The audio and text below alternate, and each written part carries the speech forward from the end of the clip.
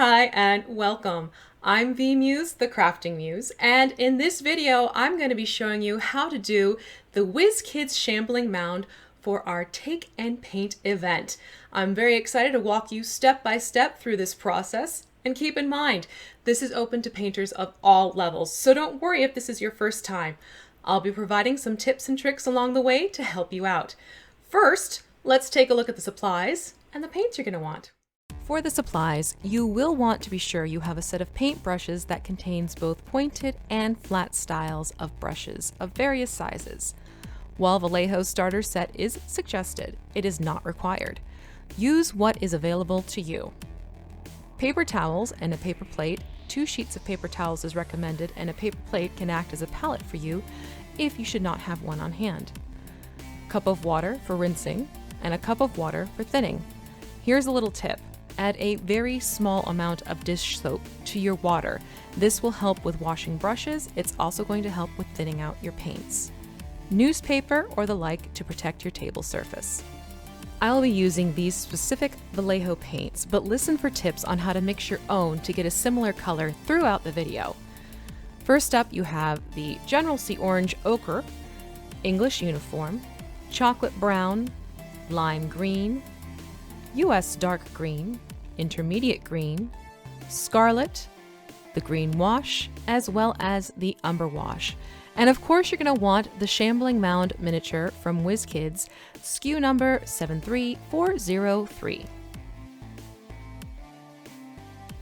By the time you are done, you will transform your pre-primed Shambling Mound into its more colorful self by following this tutorial. While the end result is shown here, feel free to use whatever colors or approach you'd like. Ultimately, this is your mini to enjoy, and remember to share it on your socials with the hashtag WK Take Paint. Let's get started. Before you start applying the first color, it is important to make note of some of the large details you will not need to paint. If you wish, now is the time to remove any mold lines too. Please note the cluster of mushrooms at the top of its head and the larger vines wrapped around its body, as those do not need to be painted with the green. You can also choose more or less of the vines to avoid. Should you change your mind midway, that is still okay. You will be able to paint over it later. It may just take another layer of brown when the time comes. I'm starting with dark green from Vallejo, but if you do not have it, you will need a green that is close to what we think of as army green. As for a brush, I'm using a larger round point style, in this case Vallejo P54 number 002. Feel free to use a comparable brush from your own collection.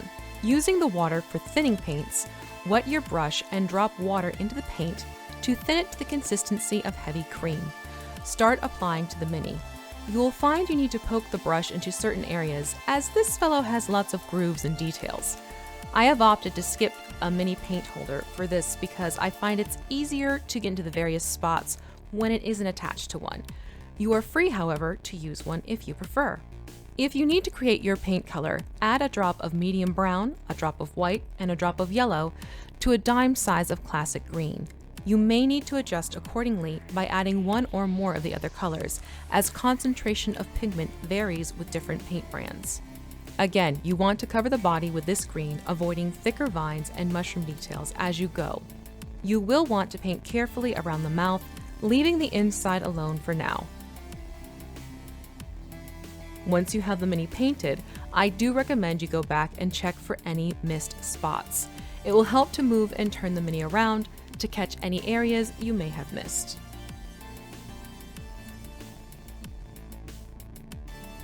Now let's address those vines.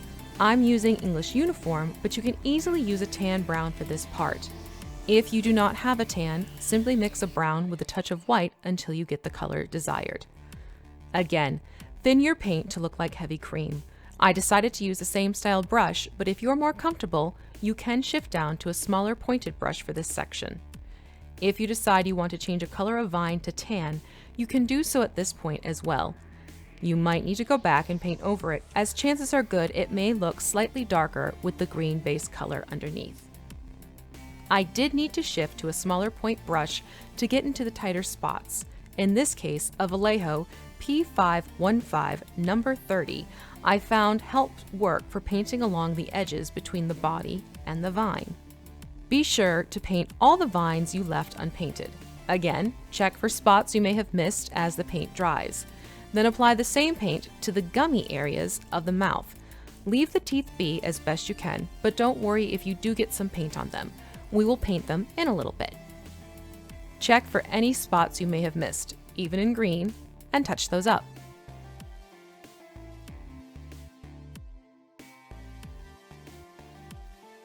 Now, go and give yourself a break while this dries for a little bit. Get a drink of water, move around, have a snack, and when you come back, we'll continue on further.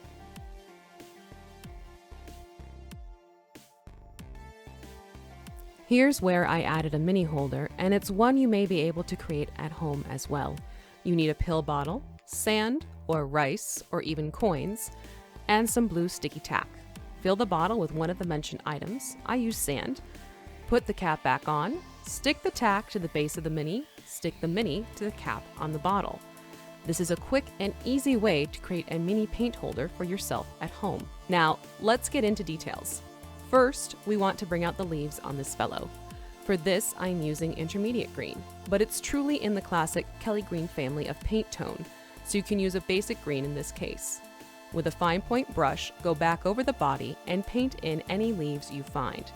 They are mostly grouped in clusters, and I find it is helpful to focus on certain sections, like an arm, then move to the leg, then to the front of the torso, and so on. You will need to carefully paint along the side of some of the leaves, as they do have a higher profile in the sculpt of the mini. For the ones that are more flush against the vines, it is okay to cover the face of the leaves and not worry so much about the sides.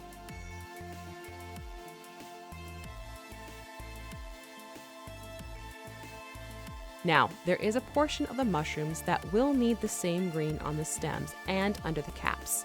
Same thing, use the fine point brush and paint the stems, under the caps, and anywhere else you see them poking through. Don't forget the one on the shoulder either. So you should end up with a look along these lines before we proceed.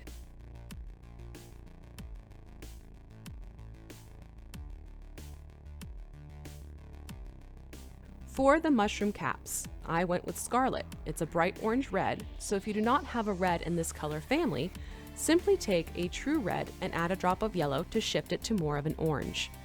Again, with the fine point brush, paint the top of the mushroom caps, and again, be sure the mushroom shoulder as well.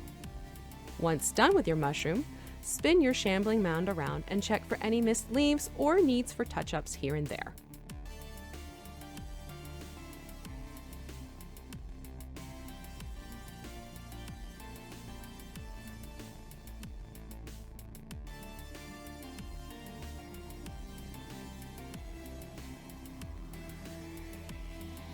Let's talk about dry brushing. First, make sure you have a flat paintbrush like the one shown here, Vallejo P55004. I have always found that to best get a feel for how this works, you can actually practice on the inside of your wrist. This has texture and will respond to the paint in a similar fashion as the mini plastic. Your other option is to try on a paper towel as well, but I have found people pick up on this technique faster by trying the wrist. You first want to load some paint onto your brush, then remove a good portion of it until the strokes look more dry on a paper towel. To test out the load and try this technique, pull the brush strokes across the folds of the base of your palm and wrist. You want to see the folds in a flesh tone, while the surface of your skin will take on the color. For the mini, I'll be using Orange Ochre and Lime Green, basically a beige and a very light green. The beige will go on the branches and the mushrooms, and the green will go on the rest of the body. Using the dry brush technique, take a light green and work it across the texture of the body. Be sure to keep your touch light and check the amount of paint on your brush before applying to the mini. You want to accent the higher surfaces of the sculpt and not get into the little nooks and crannies. It is better to start off lighter with the paint and build up on it than to be too heavy-handed. As you start to build the color with this approach, you will notice the details pop in the areas you've covered in comparison to the ones you still need to address. Keep working the green all around, and again, work across the lines of the texture, not with it. Think brush parallel to the surface to float the bristles across, but perpendicular to details so as not to get into the deeper grooves.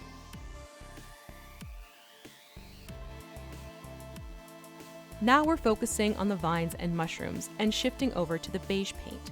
Be sure to rinse your brush and blot it until it's nice and dry with another paper towel.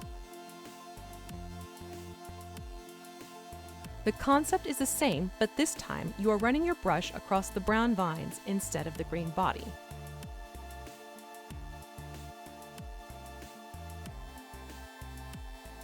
For the mushrooms, very lightly glide the brush across the top. This will bring out the subtle details.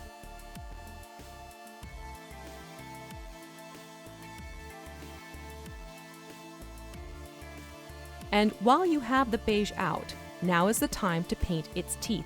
Be sure to use a fine point brush for this. Now's the time to let the paint dry again before moving on. So get up and move around, tip your head side to side, stretch your legs. Once everyone is good to go, we'll keep going with the next step.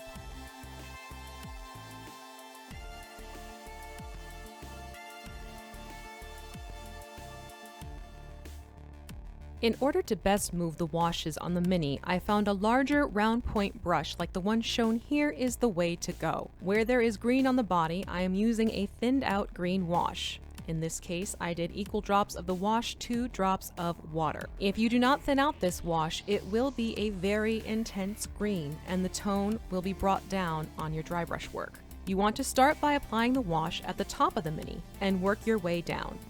Use the tip of the brush to sweep the wash into the grooves as well. Here's a little tip. Be careful not to create puddles. If you have too much wash on the brush, you can always dry your brush on a paper towel.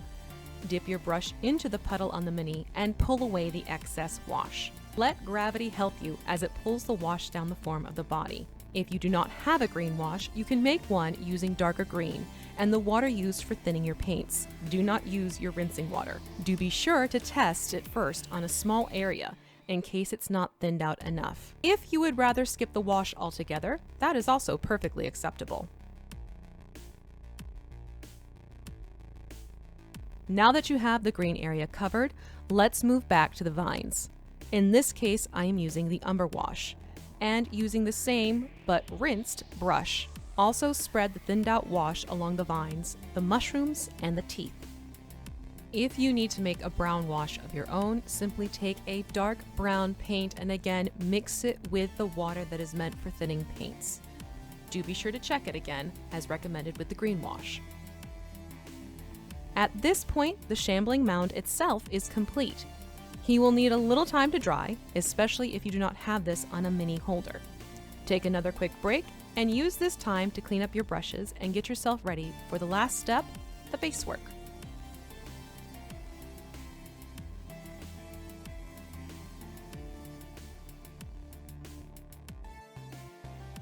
Finally, let's get to work on the base. Working with another round brush, this time a Vallejo P54 number 001, you want to paint the area of the base with chocolate brown. This is a rich dark brown, so again, you want to use a paint similar to this color if you do not have the exact paint on hand. Carefully edge around where the base meets the feet of the mound, and when the time comes, do not paint the rock placed between its feet in the back. Rinse your brush and go back to English uniform or a tan color to paint the rock in the back.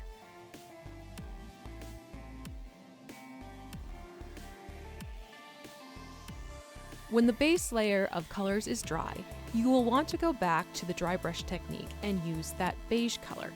Dry brush over the entire surface of the base, including the larger rock, to bring out the texture. If you'd like, and this is optional, you can do a wash of either green or umber around the base once your paint's dry. You can also attach it to its black disc with a thin layer of superglue. And here is the final result of the D&D Nolzur's marvelous miniature Shambling Mound. Thank you so much for joining me, and I hope you enjoyed the process. Be sure to check with your host to see if more of these take-in paints will be offered in the upcoming weeks. If you want to share your results, be sure to use the hashtag WKTakePaint so that everyone can enjoy the updates. I'm Vee Mus'e, the Crafting Muse, and on behalf of the WizKids team, thank you for joining this take-in paint for our Shambling Mound. Take care and be safe, everyone.